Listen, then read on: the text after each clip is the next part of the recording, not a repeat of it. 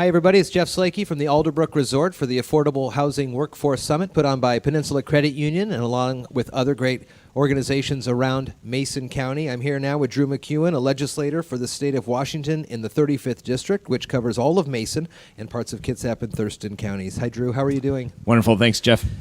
Talk a little bit about this affordable workforce housing. Let's talk from the state's level. What is the role for the state government to be able to allow and provide affordable workforce housing for its constituents? You know, there's a couple of things. One, we have to look at what we do from a regulatory process that makes things more expensive. In all of these things, when we talk about affordable housing, I think oftentimes we look at how do we throw money in it to build more.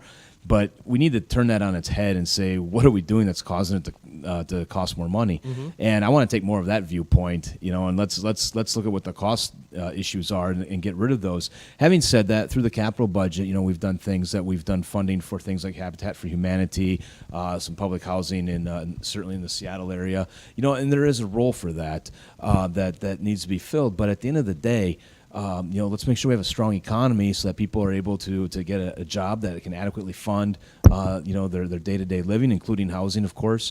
And let's also make sure that we're not adding cost drivers to housing. And so things like the Growth Management Act and urban growth boundaries, do they make sense today? And and if they don't, let's change things so that we're not adding to those costs on the bottom line. When it comes to those types of possible changes, how reactive is the state government in allowing lower municipalities to make those changes?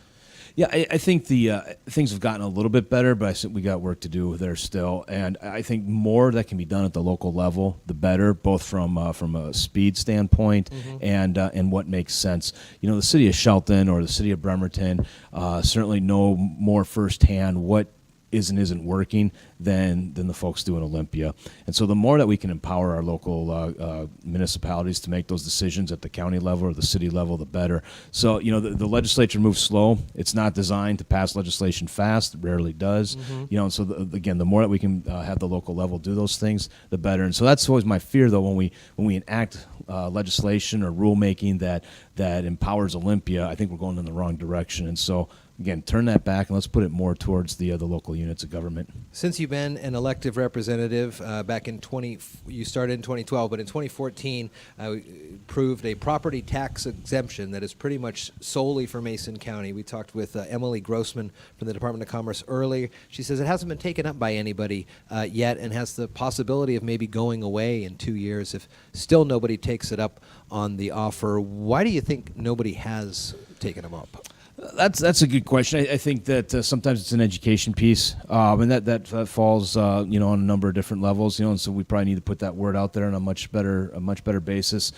So that's an important aspect of it. And when you talk about tax exemptions, government is typically not proactive in letting you know that you have an exemption. And so there's some challenges there, but I think we need to probably communicate better with various agencies and nonprofits to let people know of those. And I'm actually going to be doing a bill this year. We're working on it right now that this is something I've heard many times over, and as senior citizens, their income becomes stagnant as they retire, and their cost of living typically is not keeping up with what the real cost of living is, their cost of living adjustments. And so the bill I'm working on right now would essentially freeze your property tax level when you hit age 65 up to a current value, and we're working through some schematics with that whole situation right now, and I hope that that's something that we can get through that'll give some stability to seniors as they enjoy retirement. When it comes to more affordable workforce housing in the Mason County area, what have you seen in areas that could benefit by changing in zoning regulations, and also with Shelton being the only incorporated city with their permitting process, as we were talking about, letting the locals be really in charge of that? Yeah, I'd like to see a quicker time frame and a little more flexibility on being able to rezone, especially in the rural areas. I think of a particular piece of property off of Highway 101 that's 80 acres that's zoned R20. That's 4 houses on 80 acres. That does not equal affordable housing. Right. And again, this is at the local level. This isn't something that the state, is mandating on the local unit of government. But I would like to see the county be able to maybe come up with a zoning scheme that would allow for an instant adjustment, that the homeowner could elect without having to go through a bureaucracy and making a formal application, et cetera.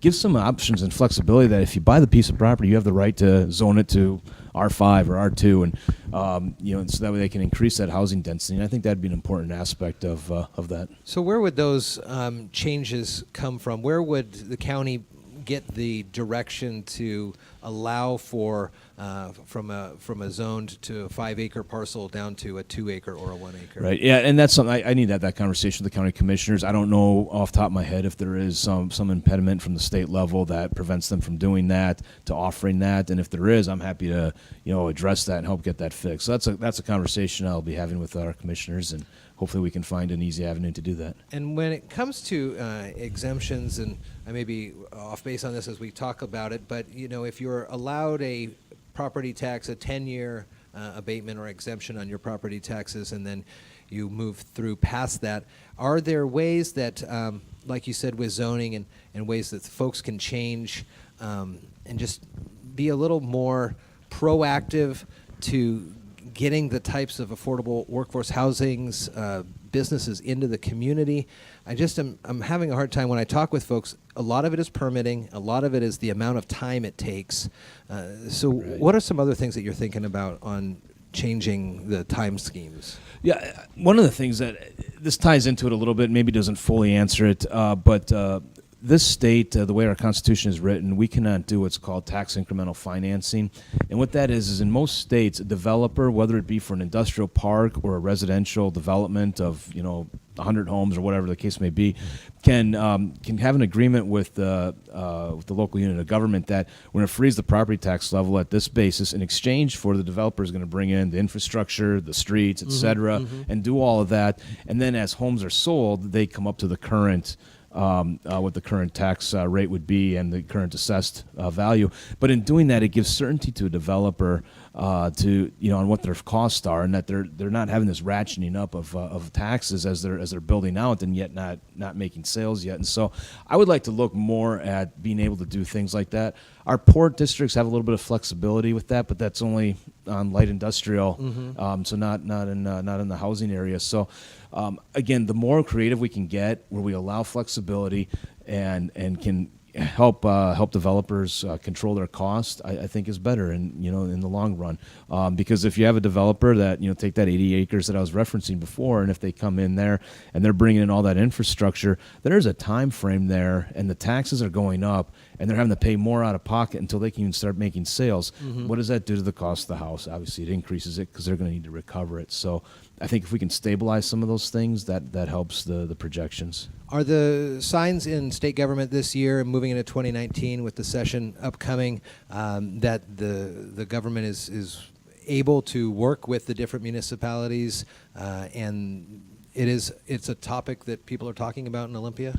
Yeah, it is, and again, I think quite a bit of the focus is on the homeless issue in King County and in Thurston County. And those are certainly issues that need to be addressed. But again, let's look at the reasoning why some of that exists.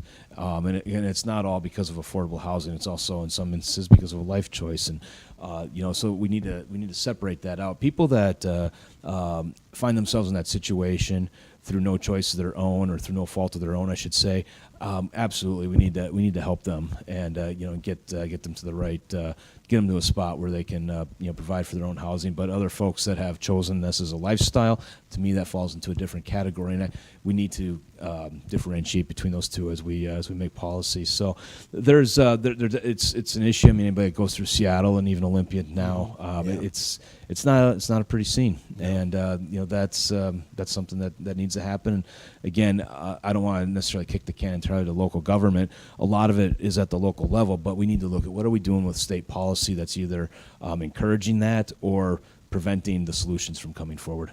Drew MacEwen, Legislator for the state of Washington in the 35th District, which covers all of Mason and parts of Kitsap and Thurston counties. Thank you, Drew. Thank you, Jeff.